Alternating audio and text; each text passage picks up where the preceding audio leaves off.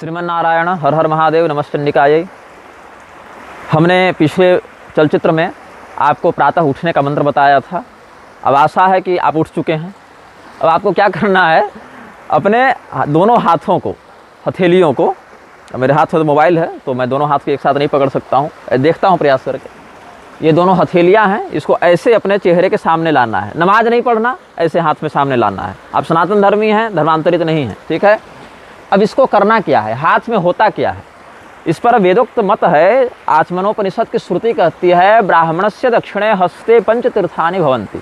ब्राह्मण के दाहिने हाथ में 5 तीर्थ होते हैं। यहाँ ब्राह्मण का अर्थ केवल ब्राह्मण नहीं है, यहाँ मतलब ब्राह्मण के हाथ में तो होते ही हैं, सनातन धर्मावलंबी जनों के भी छोड़ दीजिए, किसी भी मनुष्य के हाथ में जो भी पवित्रतापूर्वक सदाचरण करना चाह रहा है वो हाथ, उसमें 5 तीर्थ होते हैं। ये 5 तीर्थ क्या है, बोले अंगुल्यग्रे देवतीर्थम। अंगुली का जो अग्रभाग है, जो 5 अंगुलियां हैं, उनके अग्रभाग में देवतीर्थ होता है। इसको नाम कहते हैं, इसका नाम क्या है, इसका नाम है देवतीर्थ। उसके बाद कहते हैं कनिष्ठिका मूले आर्षिकम तीर्थम। कनिष्ठिका का जो मूल है, छोटी अंगुली का जो मूल है, उसके नीचे होता है ऋषि तीर्थ। फिर कहते हैं अंगुष्ठ तर्जनियोर मध्य पैतृकम तीर्थम। अंगूठा और तर्जनी का जो बीच भाग है, अंगूठे और तर्जनी के बीच में पितृतीर्थ होता है। फिर कहते हैं अंगुष्ठ मूले ब्रह्मतीर्थम। अंगुष्ठ का जो मूल है, अंगूठे का जो मूल है, उसके नीचे है ब्रह्मतीर्थ, जहाँ आपके मणिबंध इत्यादि का स्थान है। और मध्य अग्नितीर्थम, और हथेली के बीच में अग्नितीर्थ होता है। ऐसे 5 प्रकार के तीर्थ हमारे हाथ में निवास करते हैं। और इन 5 प्रकार के तीर्थों का हमें प्रतिदिन प्रातःकाल दर्शन करना चाहिए। और इस दर्शन का मंत्र है, कराग्रे वसते लक्ष्मी, कर मध्ये सरस्वती, कर मूले स्थितो ब्रह्मा, प्रभाते कर दर्शनम। अथवा कहीं कहीं इस मंत्र को थोड़ा सा दूसरे प्रकार से पढ़ते हैं, कराग्रे वसते लक्ष्मी, कर मध्ये सरस्वती, कर मूले तु गोविंद, प्रभाते कर दर्शनम। ये कहीं कहीं पढ़ते हैं। अर्थ क्या है, हमारे हथेली के अग्रभाग में, कर मतलब हाथ होता है, तो हमारे हथेली के अग्रभाग में भगवती लक्ष्मी का वास है।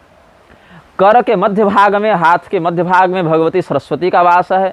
और कर के जो मूल भाग हैं, वहाँ ब्रह्मा जी का वास है, अथवा किसी किसी मत में वहाँ भगवान गोविंद का वास समझ में आता है। अस्तु, देवता कोई भी हो, हमारे लिए पूजनीय हैं, हमारे लिए सम्माननीय हैं, कल्याणकारी हैं, तो उन देवताओं का मंगल स्मरण करने के साथ ही हम प्रातःकाल, मतलब जैसे नेत्र खुला तो आपने स्मरण किया भगवान का, उत्तिष्ठोत्तिष्ठ गोविंद इत्यादि का मंत्र हम बता चुके हैं।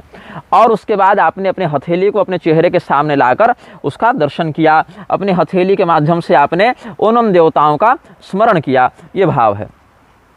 जैसे अर्ध विकसित कमल होता है, कमल की पंखुड़ी होती है, पंखुड़ी को निकालेंगे थोड़ी झुकी हुई होती है, वैसे ही उस पंखुड़ी को अपने सामने लाकर आप देखते हैं तो हथेली को उसी प्रकार की आकृति में लाकर आपको हाथ का दर्शन करना है।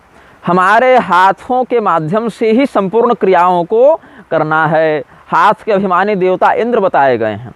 समस्त प्रकार के शुभाशुभ कर्म हाथों के माध्यम से प्रधानता से संपादित किए जाते हैं।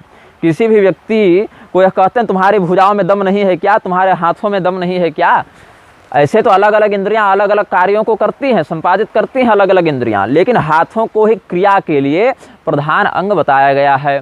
तो भगवान के स्मरण के साथ जब हम यह देखेंगे प्रतिदिन सुबह, हमारे हाथ में भगवती लक्ष्मी का वास है, हमारे हाथ में भगवती सरस्वती का वास है, भगवान ब्रह्मा का वास है, भगवान गोविंद का वास है, तो निश्चित ही प्रतिदिन अगर हम ऐसा चिंतन करें तो कहीं ना कहीं हमारी ऐसी वृत्ति बनेगी, हमारा ऐसा संस्कार बनेगा कि हम उस प्रकार के कर्म को करें ही नहीं जो अशास्त्रीय हो, उस प्रकार की क्रिया में हमारी गतिविधि ही न बने जो अधार्मिक हो, अनैतिक हो।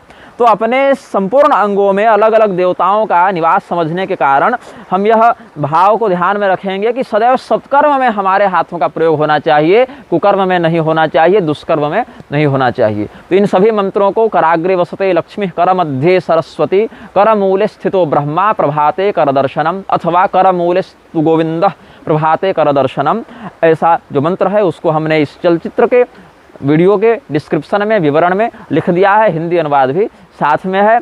और जिन भी महानुभावों को ये संपूर्ण वीडियो के संपूर्ण मंत्रों के लिखित और अनुवादित, अनुदित प्रारूप चाहिए वो हमारी पुस्तक धुरंधर संहिता का अध्ययन कर सकते हैं। उसके 7वें पटल में हमने ये सब मंत्रों का संकलन किया है, इनका अर्थ भी लिखा है। और धुरंधर संहिता अमेजन, फ्लिपकार्ट इत्यादि में भी मिल जाएगी। न खरीदने की इच्छा हो तो निःशुल्क PDF भी आप गूगल बुक्स इत्यादि से डाउनलोड कर सकते हैं।